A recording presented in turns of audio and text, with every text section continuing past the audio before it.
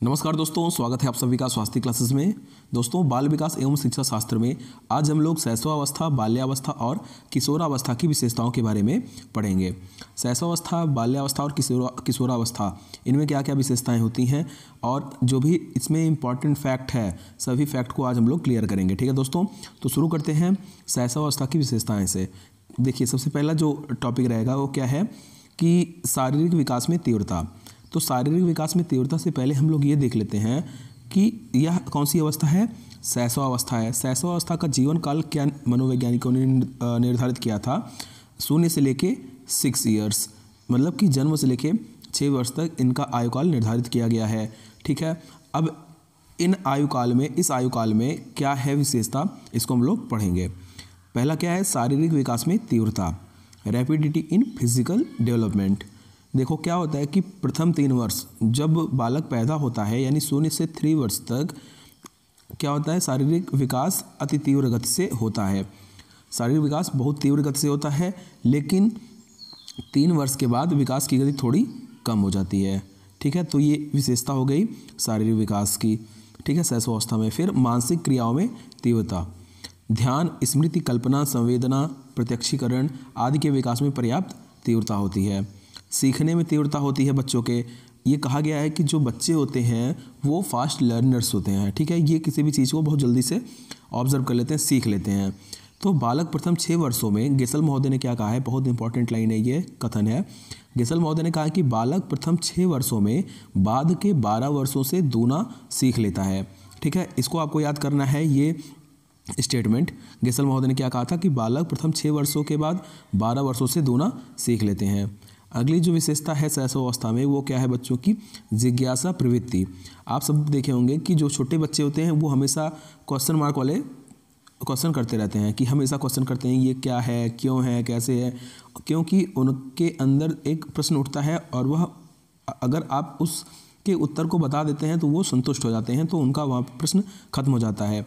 इसी तरीके से देखिए, बच्चे क्या होते हैं, छोटे बच्चे जो होते हैं वो खिलौनों को लेते हैं, खिलौनों को फेंकते हैं, उसके भागों को अलग अलग कर देते हैं, क्यों कैसे के प्रश्न पूछकर अपनी जिज्ञासा को समाप्त करते हैं। ठीक है, स्वप्रेम की भावना होती है बच्चों में।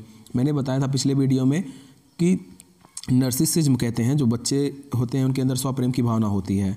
ठीक है, फिर पर निर्भरता, छोटे बच्चे होते हैं ये दूसरों पे ही निर्भर रहते हैं। संवेगों का प्रदर्शन, संवेग का प्रदर्शन, ये देखिए इंपॉर्टेंट है।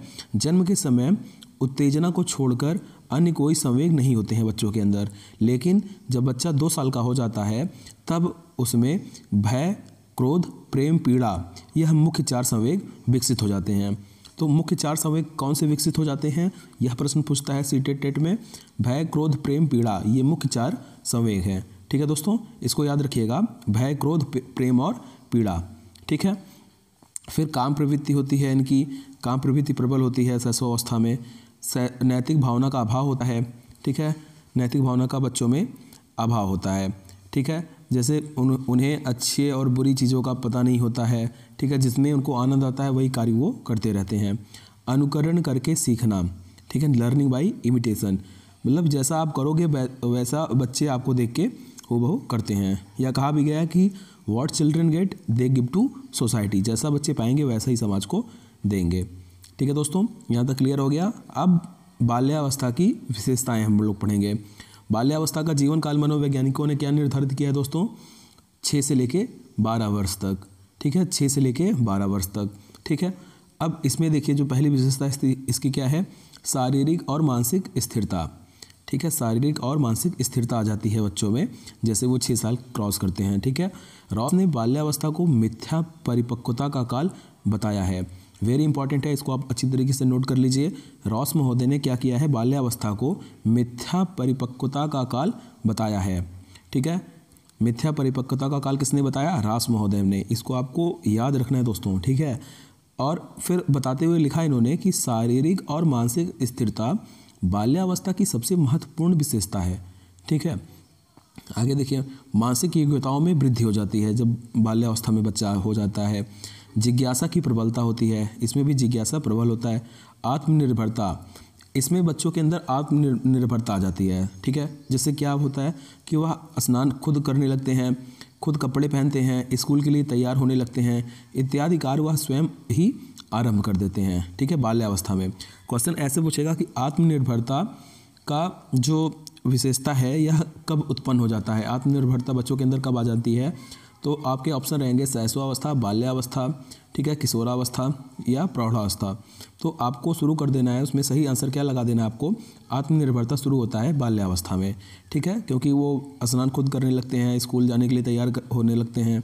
ठीक है, फिर रचनात्मक कार्यों में उनकी रुचि बढ़ जाती है।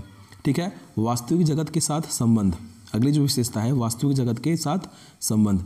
स्ट्रिंग महोदय ने क्या लिखा है कि बालक अपने को अति विशाल संसार में पाता है और उसके बारे में जल्दी जल्दी जानकारी पाना चाहता है।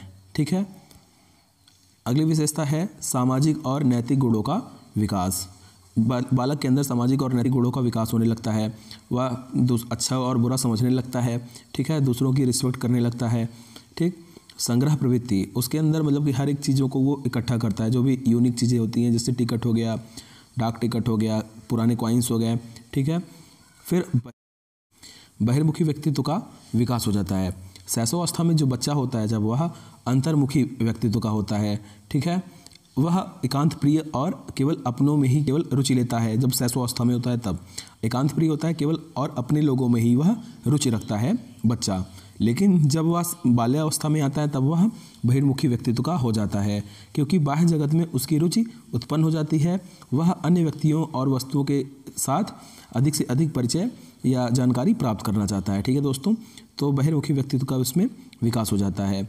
सामूहिक प्रवृत्ति की प्रबलता, अगली विशेषता है बाल्यावस्था की।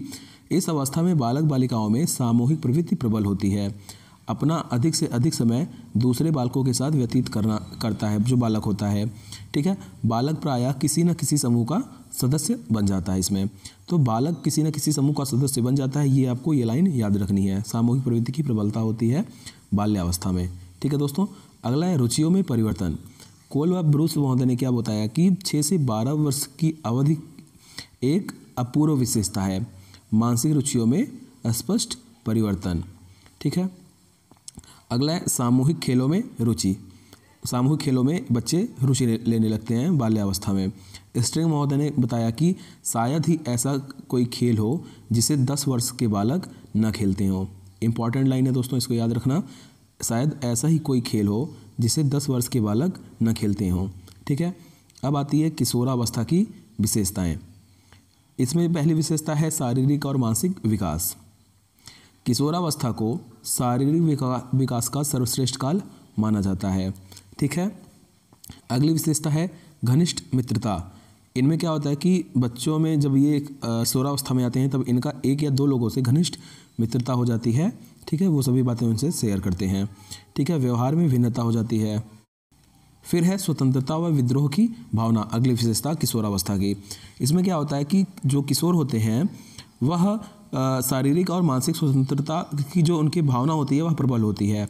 ठीक है, वह बड़ों के आदेशों, विभिन्न परंपराओं, रीति रिवाजों और अंधविश्वासों के बंधनों में न बंधकर स्वतंत्र जीवन जीना चाहते हैं। ठीक है, किशोर।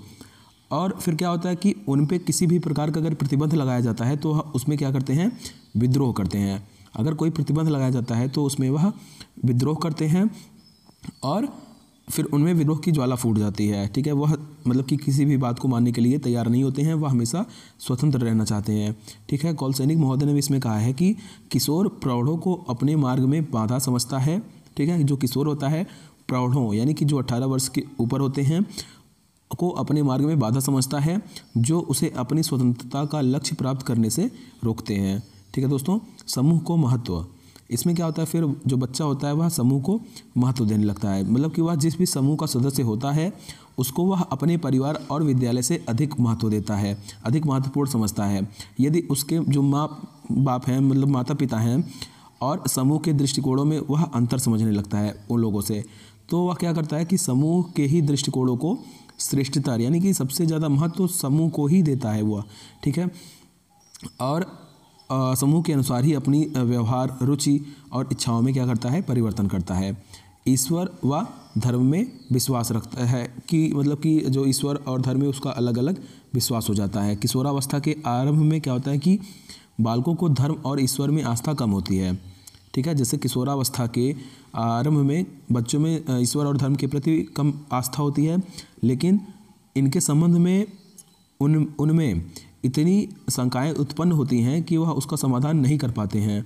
ठीक है, और धीरे धीरे क्या होता है कि उनमें धर्म और विश्वास उत्पन्न हो जाता है, ठीक है, ईश्वर के प्रति, और वह ईश्वर की सत्ता को फिर स्वीकार करने लगते हैं। ठीक है दोस्तों, अगली विशेषता क्या है फिर? अपराध प्रवृत्ति का विकास। अपराध प्रवृत्ति का विकास कैसे हो जाता है? Development of delinquency. किशोरावस्था में जो बालक होते हैं वह अपने जीवन दर्शन, नए अनुभवों की इच्छा, निराशा, असफलता, प्रेम इत्यादि के अभाव के कारण अपराध प्रवृत्ति का उनके अंदर विकास हो जाता है। ठीक है दोस्तों, और वैलेंटाइन जी ने क्या कहा है इनके बारे में? वैलेंटाइन जी ने कहा है कि किशोरावस्था अपराध प्रवृत्ति के विकास का नाजुक समय है। ठीक है, किशोरावस्था जो है वह अपराध प्रवृत्ति के विकास का नाजुक समय है। पक्के अपराधियों की एक विशाल संख्या किशोरावस्था में ही अपने व्यावसायिक जीवन को गंभीरतापूर्वक आरंभ करती है। ठीक है, ऐसा वैलेंटाइन जी ने कहा है। ठीक है दोस्तों, अगला जो इम्पॉर्टेंट है विशेषता किशोरावस्था में वो है व्यवसाय का चुनाव। किशोरावस्था में क्या होता है कि बालक अपने भावी व्यवसाय को चुनने के लिए चिंतित रहता है। ठीक है, किशोरावस्था में क्या होता है कि जो बालक होता है अपने भावी व्यवसाय को चुनने के लिए चिंतित रहता है। इस संबंध में स्ट्रंग ने कथन बताया है कि जब छात्र हाई स्कूल में होता है तब वह किसी व्यवसाय को चुनने, उसके लिए तैयारी करने, उसमें प्रवेश करने और उसमें उन्नति करने के लिए अधिक से अधिक चिंतित हो जाता है। ठीक है, और स्टैनले हॉल जी ने क्या बताया कि किशोरावस्था एक नया जन्म है, क्योंकि इसी में उच्चतर और श्रेष्ठतर मानव विशेषताओं के दर्शन होते हैं। ठीक है दोस्तों, तो यहाँ पे व्यवसाय का चुनाव मतलब कि जो किशोरावस्था में बालक करने लगते हैं उनके लिए चिंतित रहते हैं। तो ये सब विशेषताएं हो गई किशोरावस्था की। ठीक है दोस्तों, तो शैशवावस्था, बाल्यावस्था और किशोरावस्था, ये विशेषताएं यहाँ पे हो गई समाप्त। और इससे ज़्यादा नहीं पूछा जाएगा। अगर यहाँ से प्रश्न बनते हैं तो आप वीडियो को 2 बार 3 बार 4 बार जितना बार मन गए उतना बार देखिए, नोट्स बना लीजिए, और मैं PDF आपको टेलीग्राम लिंक पे सेंड कर दूंगा। ठीक है दोस्तों।